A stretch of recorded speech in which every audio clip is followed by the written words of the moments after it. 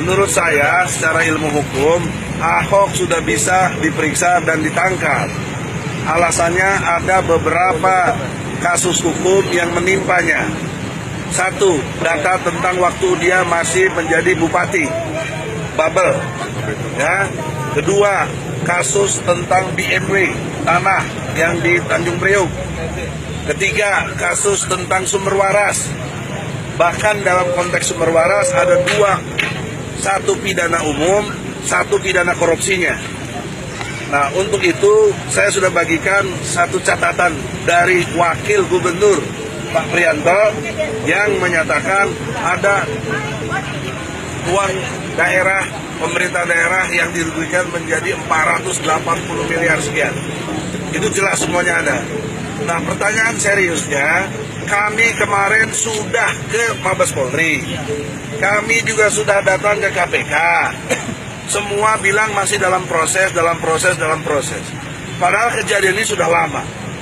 Jadi pertanyaan seriusnya, apakah Ahok ini dilindungi Presiden Jokowi?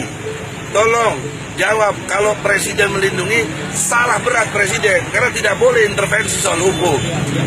Oleh karena itu, kami minta sekali lagi kepada pihak aparat, dalam hal ini kepolisian dan KPK, tentang korupsinya Ahok segera diperiksa, dan menurut undang-undang karena dia pasal hukumannya lebih dari 5 tahun bisa ditangkap. Tadinya kami mau menangkap ke sana, tapi polisi menghimbau janganlah melakukan hal-hal yang tidak dibenarkan secara hukum. Baik, kami terima.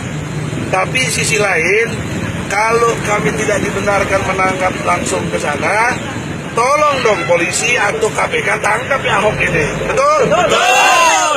Nah, oleh karena itu, lewat media pers, kami tidak jadi ke Balai Kota karena himbauan dari pihak kepolisian untuk tidak melakukan tindakan sendiri.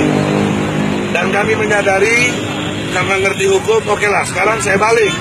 Ahoknya taat hukum apa tidak?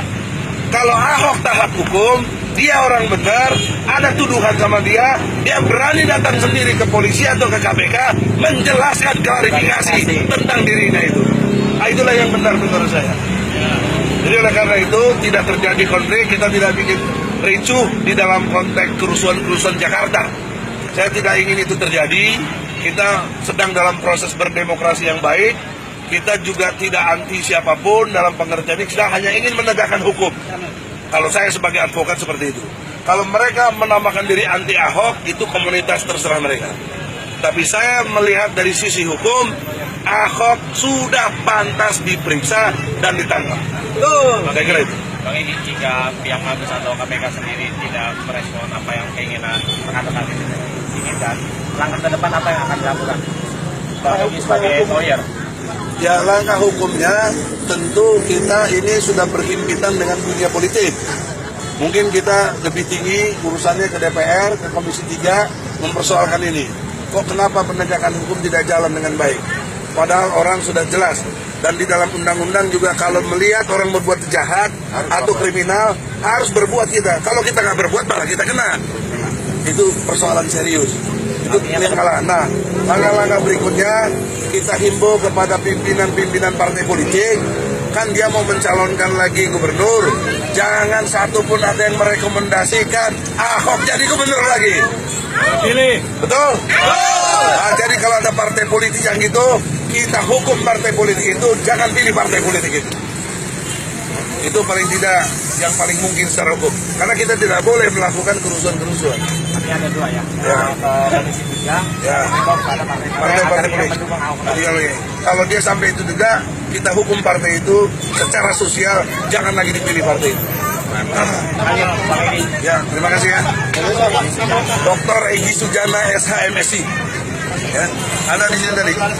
Ya, ada.